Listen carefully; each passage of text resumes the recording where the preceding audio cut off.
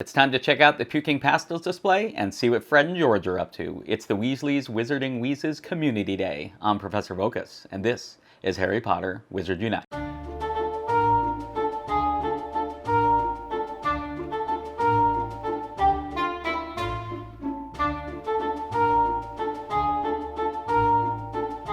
Hello, Professor. I didn't see you there. Before we begin this guide for the October Community Day on Sunday, I did want to make one, add-on to yesterday's guide about September Makeup Community Day on Saturday. The Fountain of Magical Brethren, the information wasn't specifically out about exactly how that worked. It just said an increased chance in fortresses. Community Day actually has started in other parts of the world, so it is actually guaranteed in Forest 4 or higher. And then it is an increased chance in the lower chambers, and it will be the only Fortress Foundable available from the Ministry of Magic runestones. So if you use the Ministry of Magic runestones, you can't get the other Fortress Foundables, only that. Which, for me, as I spoke about in yesterday's video, works out because that's a page I can work on because I've got the other things involved. But for others of you, it may not, and you'll just either have to wait until the event ends, or if it's still early enough, you can grind for those other Foundables from Fortresses in Ministry of Magic prior to the event beginning. With that being said, let's talk about the Weasley's Wizarding Wheezes Community Day. That is a mouthful, to be sure.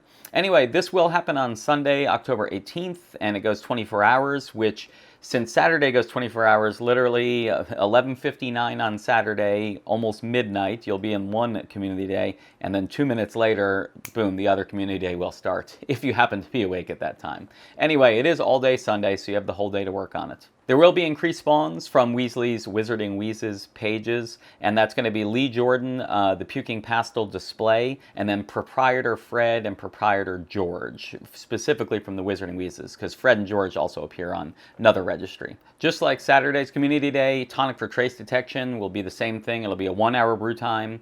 And then the Master Notes will actually take 50% off of that. The Weasley's Wizarding Wheezes Open Skiving Snack Box, which is a Fortress Foundable, will have an increased chance in Fortresses, and it doesn't say it's going to be Forest 4 or higher, but based on the fact that the Saturday one's doing it, I'm going to go ahead and guess it works the same way. It'll be the only one available. Forest 4 and higher will guarantee it, and everything below it will have just an increased chance, but not a guaranteed chance. And they're going to have the 1 kilometer port keys that have a guaranteed chance to have a fragment of the open skiving snack box, which I do need, so I'm excited about that. One other note on Fortresses, and this happens during a lot of different events, is that whenever they have something like this, it's the only Foundable available, or you have an increased chance, or Forest 4 and higher, it's a 100% chance. It only will be for the people who are actually currently in that event. So for an event that only lasts 1 day, certain parts of the world are in the event when other parts are out. So if you go to the night bus and you're doing Fortresses, you may actually say, oh my gosh, I didn't get the guaranteed fragment, or I actually got a different fragment that's not even supposed to be available. It's only supposed to be the open skiving snack box. What that usually means, unless it's just a complete bug, but a lot of times what it means is you weren't the first person in the chamber, if it was during the event for you, and somebody that's not in the event started the chamber and then you joined them, in which case you kind of go by their rules. The first person in the fortress, so whoever just gets in there first, and you'll know if you're the only one in there, obviously. When you're the first person in the room, you can guarantee that it's going by the event rules. So if it's 100% in Forest 4 or higher, you're good. But if you're the second or third or other people already in the room, they may be from a different region of the world, in which case it kind of is going by whatever their situation is. If the event's going on for them, you're all good for the event. If the event's not going on for them, then it'll default to going to the normal distribution of Fortress Foundables. The bundles are essentially identical to the bundles from the Saturday Community Day. The complimentary bundle, Tonic for Trace Detection Ingredients and 25 Spell Energy. The SOS bundle for 470 coins, 2 Tonic for Trace Detection, 5 silver keys, and then 50 Spell Energy. And then the Community Day bundle, that's 420 coins, and it gets you 5 level 3 runestones, 5 level 4 runestones, of Wonders of the Wizarding World runestones, 5 regular Extimulo potions, and then 5 potent Extimulo potions. Let's go ahead and get to the tasks themselves, which again aren't too crazy. Increase spawns for the things we really need, and hopefully we should have enough time to do all of this. One thing I will note, and it just happens to work out that I hadn't made these guides till a little bit later, there have been some corrections. So this is the updated rewards. It just affects 2 of the task rewards. It's really not that big a deal. The tasks are still the same. The first task, complete 5 wizarding challenges with 3 or more teammates. That gets you 4 Snowdrop, which are used in Extimulo potions.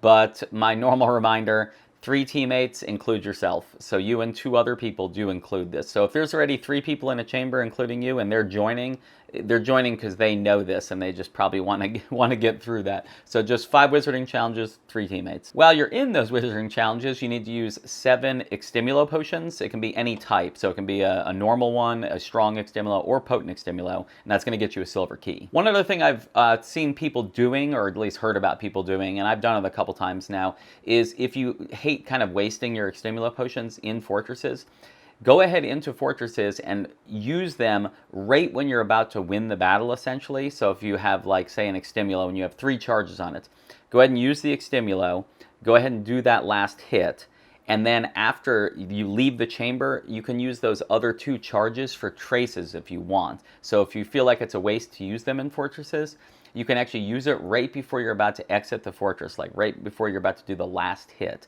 And then when you exit, you still have those charges to use for traces. Whether in this case it be any foundable you want or event foundables that you're trying to get for the tasks we're going to talk about below this. The next 4 tasks are all about returning the event foundables that I talked about being increased spawns. First up is returning 20 Puking Pastels displays. That will get you 6 Snowdrop. Now this originally said it was 1 Snowdrop, but now they've changed it to 6. So this is one of the changes. That's why I said it wasn't a big deal, but they did give us 5 more Snowdrop, which are used for Extimulo potions, which we need to, use in the step above, but hopefully you would have them already at this point. Next up is to return 20 Lee Jordan, and that's going to get you 5 unicorn hair. Now, the unicorn hair, it was actually supposed to be 1 for this as well, so they just increased the number of unicorn hair you're getting. Again, not a huge thing, but they did make this minor change. And the last 2 tasks are returning 15 Proprietor Fred Weasley and 15 Proprietor George Weasley. Both of those tasks are going to get you strong Extimulo potions.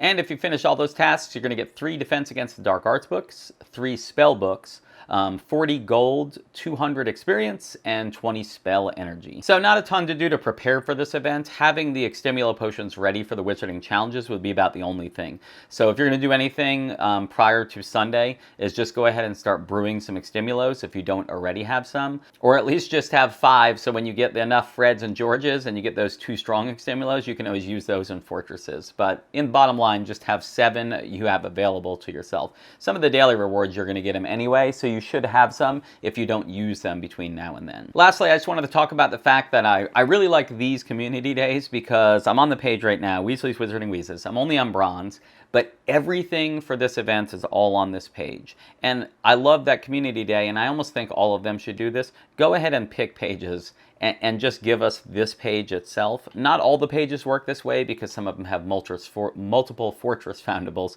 but this one happens to work out really well. Is that you can see there's 5 things on this page.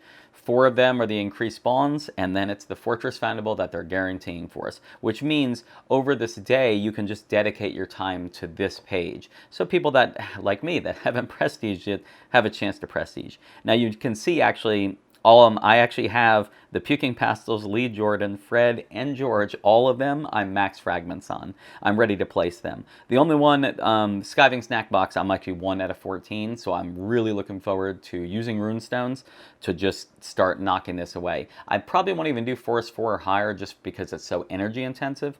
But even if I do the lower chambers, just means every time I get a Fortress Foundable, I'm going to get that. And I should be able to rack up pretty quick, get to silver, and then my goal there is to at least get myself to gold. I feel like I should be able to make gold this time. But one image we can place right now, because it still needs to be green starred, is one of the 2 brothers, and honestly, I can never remember which one is which. When I place it right now, we'll be able to find out. Nice. And 120 Wonders of the Wizarding World experience, family experience, which means if I get a Trace Charm Recharge, which I did not, it would be awesome. I had space for it, and that's why I'm not worried about the place of the image. By the way, somebody in the last video was asking me about Trace Charm Recharge. I'm actually going to back out now that we've talked about that page.